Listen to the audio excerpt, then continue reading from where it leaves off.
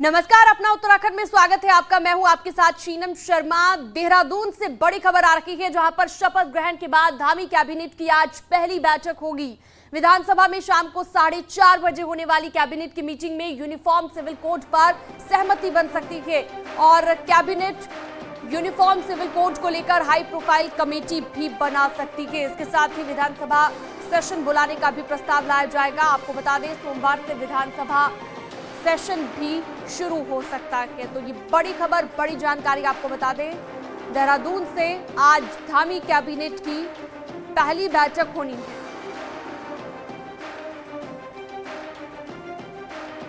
तो high profile committee बनाई जा सकती है यूनिफॉर्म सिविल कोड को लेकर। समान नागरिक संहिता के आगे वो भी आपको बता रखे हैं कि सभी धर्मों के लिए एक ही कानून होगा। उसके अनुसार शादी हो, तलाक का मामला हो, जायदाद का मामला हो, एक ही कानून होगा।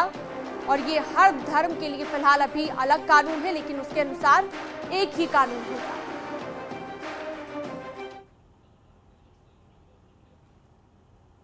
देहरादून में शपथ के बाद आज धामी कैबिनेट की पहली बैठक होगी। आज होने वाली कैबिनेट की बैठक को लेकर सीएम धामी ने कहा कि हमने जो संकल्प लिए हैं उस पर विचार करेंगे और पीएम मोदी के विजन को लेकर पारदर्शिता के साथ उत्तराखंड के विकास के लिए काम करेंगे।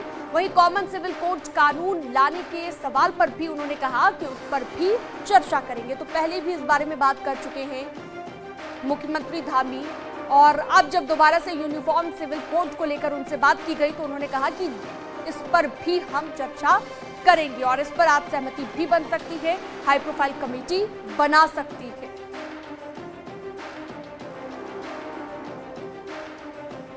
उसके मुद्दों के बारे में चूंकि जो भी हमने पहले संकल्प लिए उन सभी संकल्पों पर विचार करेंगे।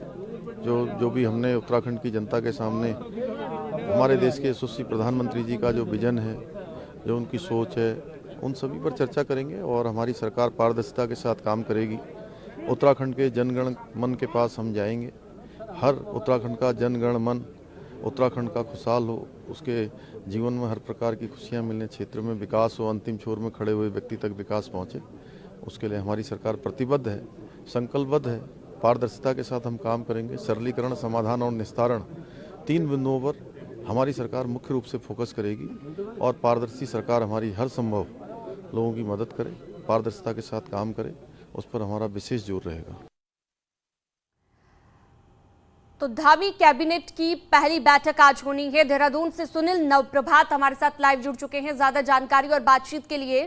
सुनील, पहले भी मुख्यमंत्री धामी इस बारे में बात कर चुके हैं, यूनिफॉर्म सिविल कोड लागू करने की बात वो कर चुके हैं, लेकिन आज कैबिनेट की क्योंकि पहली बैठक होनी है तो उम्मीद ये जताई जा रही है कि इस तरह का धाकड़ फैसला आज लिया जा सकता है, सहमति इसे लेकर बन सकती है, कमेटी बनाई जा सकती है।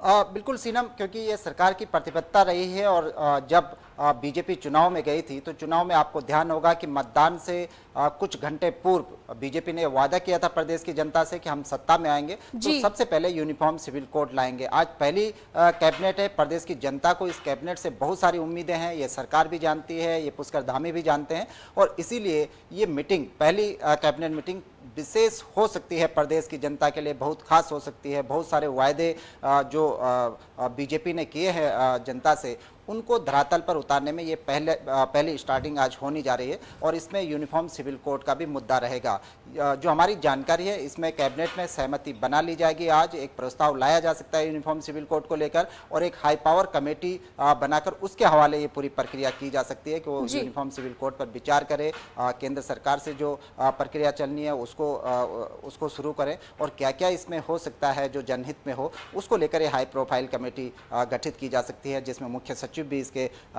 मेंबर हो सकते हैं। सरकार की ओर से कोई सीनियर कैबिनेट मिनिस्टर इसमें हो सकता है। इसके अलावा विधि विभाग के सचिव भी इस हाई प्रोफाइल कमेटी में हो सकते हैं। तो कुल मिलाकर आज की जो कैबिनेट है, 4:30 बजे से विधानसभा में एक कैबिनेट मीटिंग शुरू होगी मुख्यमंत्री की अध्यक्षता में। उनके जो 8 मंत्री हैं, जिसमें आप लगाएंगे कि 5 जो मिनिस्टर हैं वो पिछली सरकार में भी रहे हैं, 3 नए मिनिस्टर हैं। तो आज की मीटिंग पर सभी की नज़र रहेगी और खासकर यूनिफॉर्म सिविल कोड का जो सरकार ने वायदा किया था और खासकर मुख्यमंत्री पुष्कर सिंह धामी भी ये बात लगातार कहते रहे हैं कि हम सत्ता में आएंगे तो पहले ही दिन हम उन तमाम वादों पर पहले ही दिन से अमल करना शुरू कर देंगे जो हमने जनता से किए हैं। जी। और साथ ही सुनील, खबर ये भी है कि सत्र बुलाए जाने को लेकर भी प्रस्ताव लाया जा सकता है इस दौरान, और सोमवार से सत्र शुरू करने की बात भी यहां पर निकलकर सामने आ रही है। बिल्कुल, क्योंकि देखिए 31 मार्च बहुत दूर नहीं है और सरकार को नया बजट लाना है, तो इसीलिए सरकार एक अनुपूरक बजट इसमें लाएगी, जो अभी हाल फिलहाल जो कामकाज सरकार को करना होगा, क्योंकि पिछला जो बजट है वो 31 मार्च को शून्य हो जाएगा। तो इसके लिए सोमवार से सरकार 4 दिन का, मैक्सिमम 4 दिन का एक सेशन यहाँ पर शुरू कर सकती है। आज कैबिनेट में ये भी क्लियर हो जाएगा, ये तय माना जा रहा है कि आज जो सेशन है उसकी तारीख निकल जाएगी और सोमवार से विधानसभा का ये सेशन शुरू हो सकता है। जी बिल्कुल सुनील, और पहले भी बात कर चुके हैं मुख्यमंत्री कि प्रधानमंत्री का जो विजन है, क्योंकि प्रधानमंत्री के साथ उत्तराखंड वासियों का एक अलग ही लगाव है और ये हमने देखा भी है, प्रचंड जीत जो है बीजेपी को मिली है। लेकिन अब एक बार फिर से मुख्यमंत्री की ओर से ये बात कही गई कि प्रधानमंत्री के विजन को हम उत्तराखंड में भी लागू करेंगे और ज्यादा आगे बढ़ाएंगे। एक तरीके से हम कह सकते हैं कि कैबिनेट की पहली बैठक के साथ ही इसकी शुरुआत हो जाएगी। देखिए सीनम, प्रधानमंत्री ने पहले कहा है कि अगला दशक उत्तराखंड का दशक होगा। बीजेपी जब चुनाव में गई तो ये बात प्रमुखता से उठाई गई कि डबल इंजन की सरकार अगर उत्तराखंड में होगी तो जो विकास का रोड मैप बीजेपी ने पिछले 5 साल में खींचा है उसको और तेजी के साथ आगे बढ़ाया जा सकेगा। बीजेपी की एक बार पुनः सत्ता में वापसी हुई है, 47 विधायकों का प्रचंड बहुमत बीजेपी को मिला है, तो कहीं ना कहीं इसके पीछे प्रधानमंत्री मोदी का अपना मैजिक रहा है, वो कामकाज रहे हैं जो केंद्र सरकार ने उत्तराखंड में जिनको अमली जामा पहना है, चाहे वो सड़कों की बात हो, रेल पटरी की बात हो, ये तमाम जो बेसिक इंफ्रास्ट्रक्चर इस उत्तराखंड में पिछले 5 सालों में डेवलप हुआ है। बीजेपी कहती है कि केंद्र सरकार ने पिछले 5 सालों में 1 लाख करोड़ से अधिक की जो विकास योजनाएं थी वो उत्तराखंड को दी हैं, तो ये निश्चित तौर पर अगले 5 साल बेहद महत्वपूर्ण होंगे। जो बेसिक इंफ्रास्ट्रक्चर यहाँ पर है वो तेजी के साथ बूम करेगा। जैसे लगातार मुख्यमंत्री पुष्कर सिंह धामी कहते आए हैं कि प्रधानमंत्री मोदी का जो विजन है उत्तराखंड का चौमुखी विकास का जो विजन है हम उसको धरातल पर उतारेंगे। तो आज की जो कैबिनेट है वो इस दिशा में एक कदम मानी जा सकती है। जो बेसिक जो प्रस्ताव हैं, जो बीजेपी के जो इसी दिशा में एक कदम हम मान सकते हैं कि कैबिनेट की पहली बैठक से ही इसकी शुरुआत हो जाएगी। बहुत शुक्रिया आपका सुनील इस तमाम जानकारी के लिए। देहरादून से एक बड़ी खबर आ रही है, विधानसभा अध्यक्ष के लिए नामांकन होना है। शाम को 4 बजे बीजेपी कैंडिडेट का नामांकन होगा। बीजेपी से ऋतु खंडूरी कैंडिडेट होंगी, पहली महिला स्पीकर बनेंगी ऋतु खंडूरी जो नामांकन भरेगी। नामांकन में सीएम और प्रदेश अध्यक्ष भी मौजूद रहेंगे।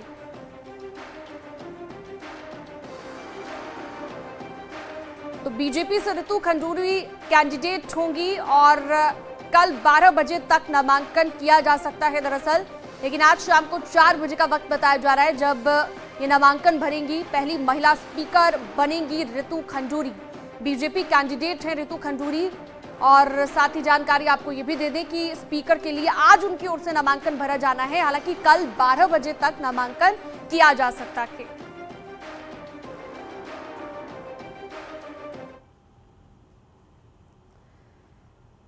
देहरादून से सूत्रों के हवाले से एक खबर आ रही है जहां पर मंत्रियों के विभागों का बंटवारे को लेकर ये खबर है। खबर ये है कि ज्यादातर बड़े और अहम विभाग सीएम पुष्कर धामी खुद संभाल सकते हैं, जिनमें गृह विभाग, वित्त विभाग और पीडब्ल्यूडी ऊर्जा जैसे विभाग इसमें शामिल हैं, जहां पर फॉरेस्ट, आबकारी, शिक्षा, संसदीय कार्य, परिवहन, समाज कल्याण, ग्राम्य विकास, शहरी विकास, पंचायती राज जैसे विभाग सीनियर मंत्रियों को सौंपे जा सकते हैं।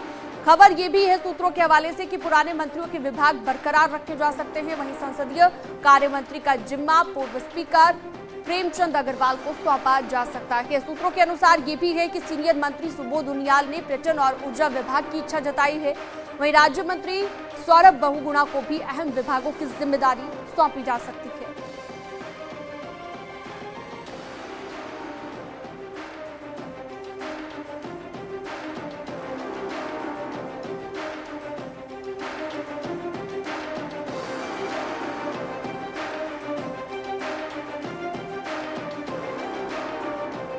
तो ज्यादा बातचीत के लिए हमारे साथ सत्येंद्र जुड़ गए हैं। सत्येंद्र, देखिए, माफ कीजिएगा, शैलेंद्र हमारे साथ जुड़े हुए हैं। शैलेंद्र, जो अहम विभाग हैं वो मुख्यमंत्री खुद लेंगे, इस तरह की खबरें भी आ रही है, लेकिन अभी बात करें अगर स्पीकर की, तो स्पीकर को लेकर नामांकन भरा जाना है। ऋतु खंडूरी 4 बजे नामांकन भरेंगी, किस तरह की जानकारी और अपडेट्स मिल रही है इसे लेकर?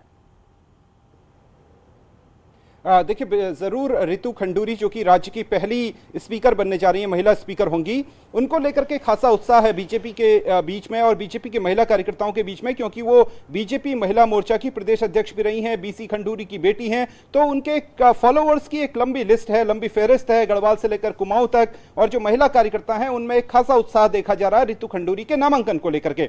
लेकिन जो आपने पहला सवाल पूछा कि आखिर किस तरीके का मंत्रिमंडल विस्तार जो है, उसमें विभागों का जो बंटवारा है, पोर्टफोलियो का जो डिवीजन है, वो किस तरीके से होगा, तो निश्चित तौर पर पहले भी ये देखा गया है। अभी तक 11 मुख्यमंत्री हम लोगों ने देखे हैं और ये 12वें मुख्यमंत्री हैं पुष्कर सिंह धामी। तो ऐसे में जो मुख्यमंत्री हैं वो अपने पास बिल्कुल अहम विभाग रखते हैं और पिछली बार जो है 30 से 35 विभाग जो है मुख्यमंत्री पुष्कर सिंह धामी के पास थे। हालांकि उन्होंने कुछ जो पिछली सरकार, पिछले जो 2 मुख्यमंत्री रहे त्रिवेंद्र सिंह और तीरथ सिंह, उसके अलावा उन्होंने जो कुछ विभाग अपने से अलग किए, जिसमें स्वास्थ्य विभाग को उन्होंने अलग किया, आबकारी है, पीडब्ल्यूडी है, इस तरीके के विभागों को उन्होंने अलग किया था अपने आप से। लेकिन अब यह देखना होगा कि किस तरीके से, क्योंकि अब कुछ युवा चेहरे भी उनके मंत्रिमंडल में शामिल हैं, इन युवा जो चेहरे हैं उनको कौन सा डिपार्टमेंट देते हैं, मसलन जो संसदीय कार्य मंत्रालय है या फिर जो सिंचाई डिपार्टमेंट है या शहरी विकास मंत्रालय है, ये कुछ ऐसे डिपार्टमेंट हैं, पीडब्ल्यूडी है, सूचना है, ये इस तरीके के डिपार्टमेंट हैं जिनको मुख्यमंत्री बांट सकते हैं। सूचना विभाग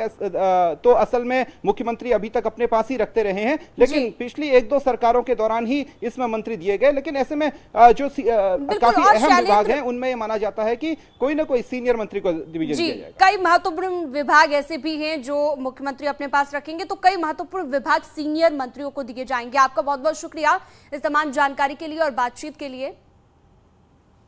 उत्तराखंड में कल नई सरकार का गठन हो गया। मुख्यमंत्री के साथ 8 अन्य मंत्रियों ने भी शपथ ली। इस बार कई चेहरे कैबिनेट में शामिल किए गए हैं, तो कुछ कद्दावर और सीनियर चेहरों को मंत्रिमंडल से बाहर कर दिया गया है। देखिए,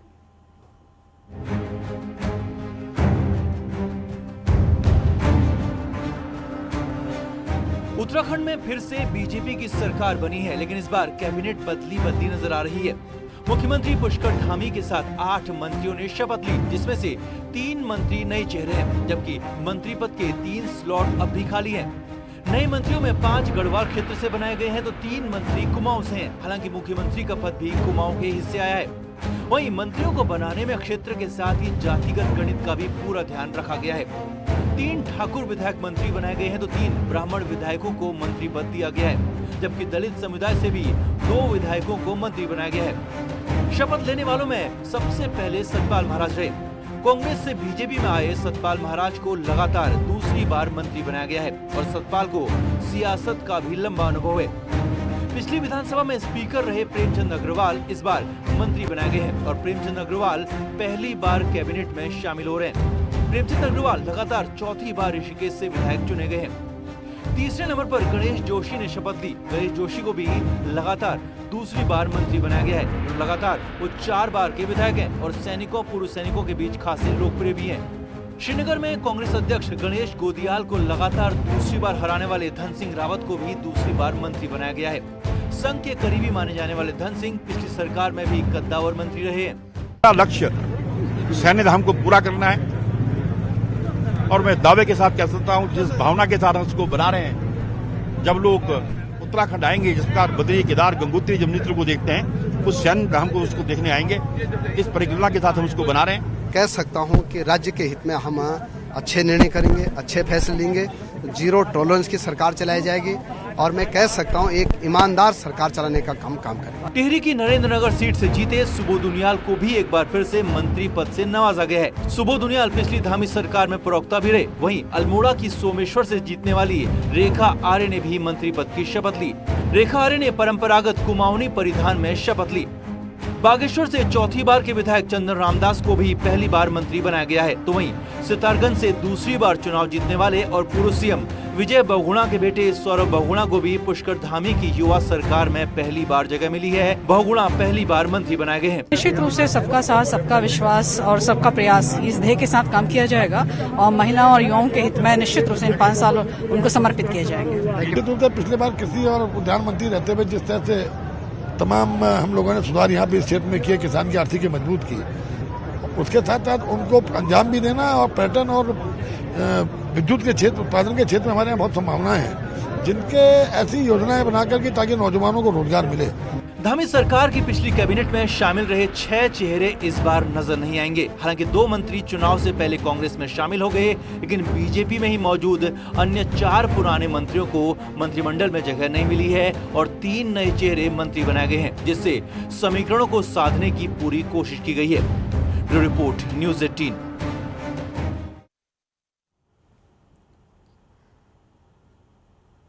सीनियर विधायक बिशन सिंह चुफाल को इस बार मंत्री नहीं बनाया गया है और इसे लेकर नाराजगी देखी जा रही है। हालांकि साफ शब्दों में तो चुफाल ने नहीं कहा, लेकिन साथ ही ये भी कहा कि उनके कार्यकर्ताओं में नाराजगी है, क्योंकि कार्यकर्ताओं ने मंत्री के नाम पर की जनता से वोट मांगा था, लेकिन पार्टी ने उन्हें मंत्री नहीं बनाया। चुफाल ने कहा कि वो 43 साल से बीजेपी का झंडा उठा रहे हैं और जब कांग्रेस चट्टान हुआ करती थी तब से वो बीजेपी के साथ खड़े थे, आगे भी साथ खड़े रहेंगे। हालांकि चुफाल ने कहा कि वो नाराज नहीं है, लेकिन कार्यकर्ताओं के नाराज होने की बात जरूर कहते हैं। आपका 43 साल का राजनीतिक अनुभव है। हमने कांग्रेस जब चट्टान थी, कांग्रेस के समय में भी जो आंदोलन किए, उस आंदोलन के माध्यम से भी हमने कई बार लाठी डंडे जेल भी जाना पड़ा। आज भी हम उसी हिसाब से पार्टी को आगे बढ़ाने का काम करेंगे। ये मैं बिल्कुल अपने कार्यकर्ताओं से भी काम करेंगे। नहीं, कार्यकर्ताओं में स्वाभाविक हुआ था, उन्होंने वोट मांगा होगा मंत्री बनाएंगे करिए, तो स्वाभाविक होता कार्यकर्ता अब धीरे धीरे मन ठीक हो जाएगा।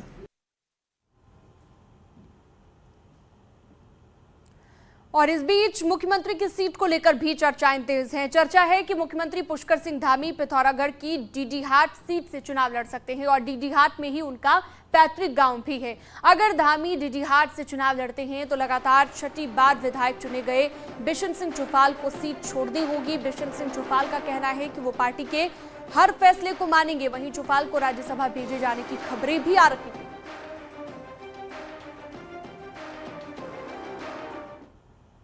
देहरादून में कैबिनेट मंत्री बनने के बाद सरकारी बंगले पर लौटे धन सिंह रावत का कार्यकर्ताओं ने अनोखे तरीके से स्वागत किया। मंत्री के स्वागत में कार्यकर्ताओं ने घर के फर्श पर फूलों का कालीन बिछा दिया और इस पर चलकर वो आए।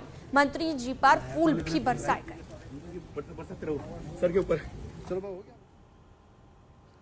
कैबिनेट मंत्री चंदन रामदास ने देहरादून में आज बाबा साहेब भीमराव अंबेडकर की प्रतिमा पर माल्यार्पण किया और बाबा साहब भीमराव अंबेडकर को नमन किया। इस दौरान चंदन रामदास ने कहा कि बाबा साहब के आदर्शों को आगे बढ़ाएंगे।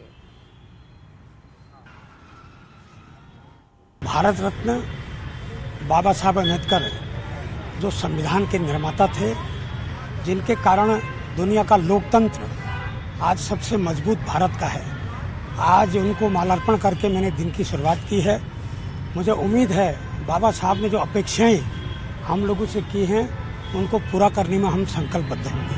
सर, अभी मंत्री विभाग अभी नहीं बटे, आपको लगता है कि मुख्यमंत्री जो भी विभाग देंगे, अहम जिम्मेदारी देंगे, उनको आप निभाएंगे? बिल्कुल, जो जिम्मेदारी माननीय मुख्यमंत्री जी देंगे उसको निष्ठा और ईमानदारी से निभाएंगे। विभाग कोई भी हो? कोई भी। देहरादून में पूर्व मंत्री अरविंद पांडे ने छोड़ा मंत्री आवास। पांडे ने राज्य संपत्ति विभाग को अपना आवास हैंड ओवर कर दिया है। इस बार अरविंद पांडे कैबिनेट का हिस्सा नहीं बन पाए हैं, जिसके चलते अब उन्होंने अपना आवास विभाग को हैंड ओवर कर दिया है। अपनी सरकार को, मुख्यमंत्री जी को, कैबिनेट के सभी हमारे जो माननीय मंत्री हैं, मैं शुभकामना देता हूं और भगवान से, बाबा केदार से प्रार्थना करता हूं कि जिस उम्मीद के तहत जनता ने हमको इतना बड़ा प्रचंड आशीर्वाद दिया है, हमारी सरकार उन सबको पूरा करने में सफल हो। मैं ऐसी अपनी सरकार को शुभकामना देता हूं। रही बात मिथक तोड़ने की, तो मिथक कहीं से कहीं तक अरविंद पांडे ने नहीं तोड़ा है। हमारे यहाँ व्यक्ति का महत्व नहीं, संगठन का महत्व है। संगठन ने टिकट दिया, संगठन ने काम किया, कार्यकर्ताओं ने काम किया और ये सब जनता का देने, जनता ने मिथक तोड़ा है, पार्टी ने हमारे मिथक तोड़ा है।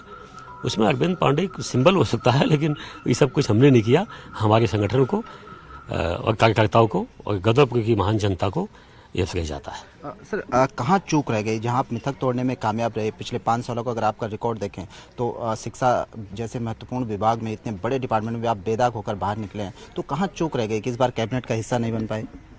नहीं, कैबिनेट का हिस्सा बनना कोई कैबिनेट का हिस्सा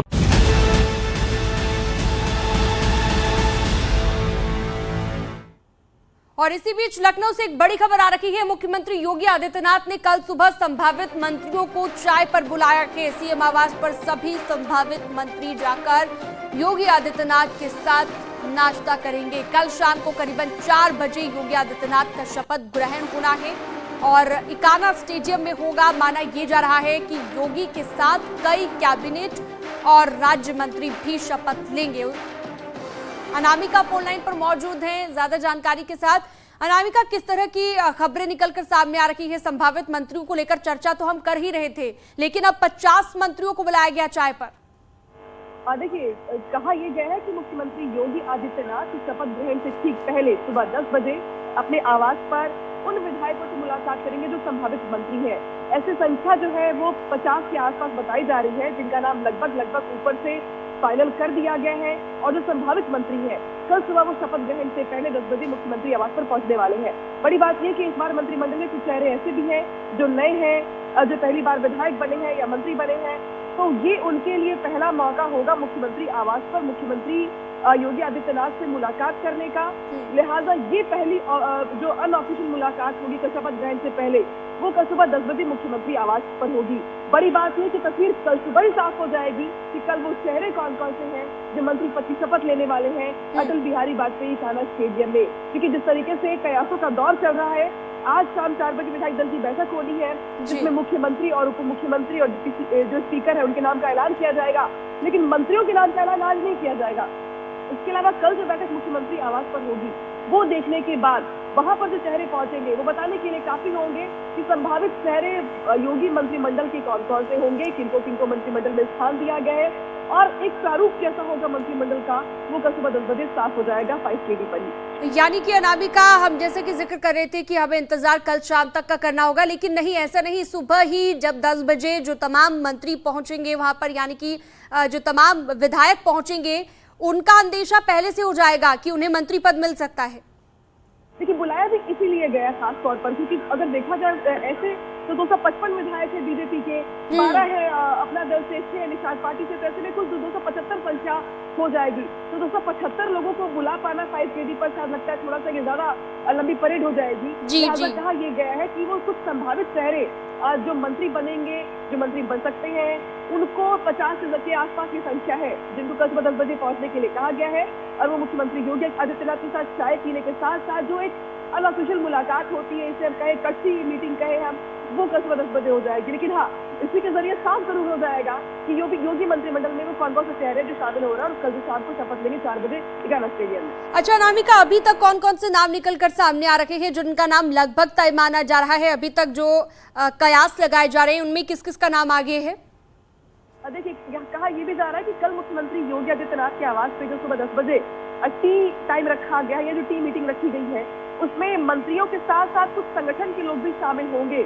और क्योंकि यूपी के जो प्रभारी है बीजेपी के राधा मोहन सिंह, उनकी भी मौजूदगी लखनऊ में है। प्रदेश अध्यक्ष स्वतंत्र देव सिंह जो जिनके मंत्री बनने के पूरे आसार हैं, वो भी कल मौजूद होंगे। इसके अलावा कुछ चेहरे आपको पुराने जी, तो कल 10 बजे का इंतजार करना होगा। कौन कौन पहुंचता है चाय पर योगी आदित्यनाथ के साथ, किस किस का ब्रेकफास्ट रहता है, इस पर हमारी नजर बनी रहेगी। शुक्रिया आपका अनामिका इस तमाम जानकारी के लिए। और यहाँ एक छोटे से ब्रेक के लिए रुक रहे हैं।